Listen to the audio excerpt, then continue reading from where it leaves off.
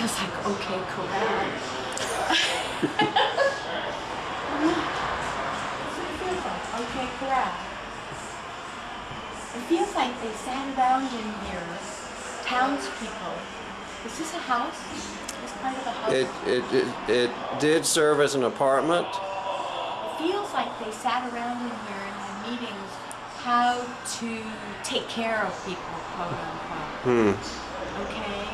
But take care of people in a sense that there were people that were being incredibly aggressive in their early years of Tucson, and it feels like it's not like just gunfighters, it feels like it's people from the government, people who were in power, people who did things, and also people who were religious. Like, I feel a priest in the room, I feel gunslingers, but I feel like a meeting room where they decided that certain things were going to happen, but that's what this feels like. This feels like OK. It feels like OK Corral before OK Corral. Like we're gonna do something, but we're gonna do it our way. We're gonna take care of it our way because it's not being done. So let's say there was a mayor and a sheriff and whatever, and then I see this gunslinger, and he's got such a ratty hat on. I mean, the straw is going in every direction, and he's not clean shaven. He always seems to keep his face dark so people can't see him. He feels that's the way to describe himself. He never wore like a great big beard or anything, but he is very, very like a 5 o'clock shadow to the max. And what they did was this group who they want to call themselves kept a type of law and order. So like if a Spanish family or an Indian family that lived here was being harassed or not taken care of well or whatever, they went after the people who were harassing the people who lived here. So like you could call them anything that you want, knights on white horses, whatever. But they were like the government they were like taking the government into their own hands so that people would be safe here, that they could live here safely. That was one of the things it seems they wanted for Tucson. They wanted this to be a safe haven. They had really not a lot of Indian problems. They didn't have a lot of Indian troubles, but the Spaniards used to come up and make some raids. And so what they did was they had a very well-trained, almost like their own little army that took care of that. And they actually had sentries and things like that. They had thought of making this Tucson, this feels like the late 1700s, the early 1800s. They wanted to make Tucson like a huge fort. They wanted to totally surround it and make it a fort so the Spaniards couldn't do that. And everyone would live inside the fort, but it would have been huge. It would have been hundreds of miles wide. And so they could keep out whatever they didn't want. But this doesn't feel religious, this doesn't feel anything. This just feels like people who lived here who wanted a safe haven and for people to be safe. And there are a lot of real tragedies. I feel like there are people in the room where there's a lady sitting there and I feel like she lost her whole family. And then there's a man sitting over here, and his other family, like his mom, his dad, his brothers and sisters, not his present wife and children, were all murdered. And they lived out on ranches outside the city, and outside what was Tucson.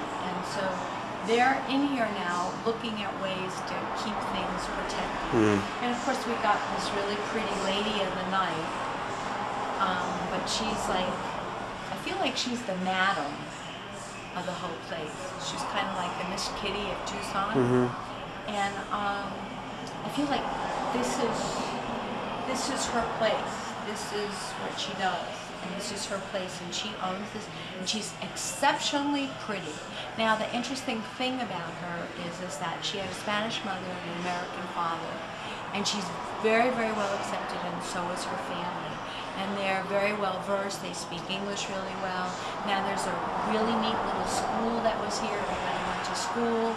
This was like a really neat little tiny little Community.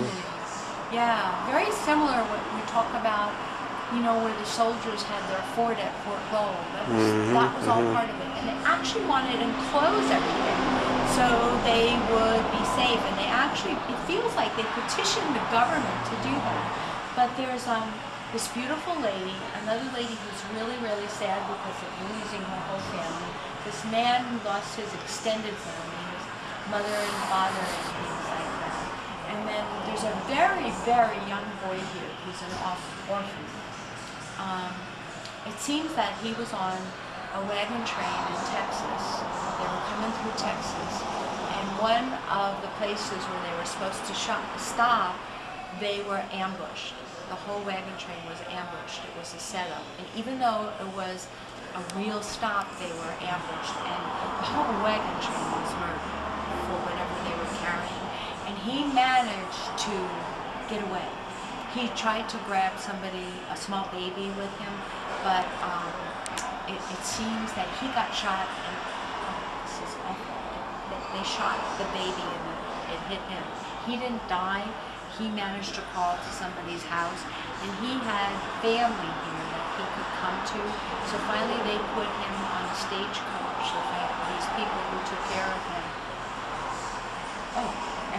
They put him on a stagecoach and they sent him here. And he was from the Boston area, and his whole family wanted to come out and start over again. And he had a mom and dad and an older brother and a younger sister and this small baby. And he managed to grab the baby when he was leaving, and they did that awful thing to him. But it seems that the lady who owns the house is his family. The lady who is the madam is his family. And so he lives here with all these ladies and with her. And he does our jobs, he's going to school, he's learning things, and he would like to become a sheriff. And he actually grows up and becomes a sheriff in Tucson. And is very, very well loved because he protects the people and things like that. Now, there aren't a lot of people in here that are like hanging around. These are the people that were here then, except for the lady who's a madam. Now, just to make it easier, we're going to call her Cherie. And she favors French wine, French men, and anything French. So we're going to, and her name probably is Cherie. But she was very devastated to think of possibly losing this place. And she set up one day when they were trying to, like, there were people who were trying to, like, run her out of town and run her, you know, the religious groups came and they were trying to run her out of town. And they went from religious, this group, to gun-toting. And she was here, and she was young. She was maybe in her late 30s or early 40s. And they came and they, like, surrounded this house. And there was a shootout in the house. And she was killed, protecting her property. And then that's when everything became really intense. So what happened is the U.S. government sent the soldiers out. And they, and that's how we got Fort Lowell. Very interesting. The post at Fort Lowell. They sent the soldiers out to keep the peace in this part of the territory. And this was, of course, after we were in, after the Gadsden Purchase and things like that. So well, actually before the Gadsden Purchase and then the Gadsden Purchase. But anybody who lived here was considered an American and needed protection. So they sent the soldiers out to protect people. And she was killed, and a young boy that was her nephew decided that he would take care of the place. And then he married a lady, and she had a mom who was very adaptable to taking over from Cherie.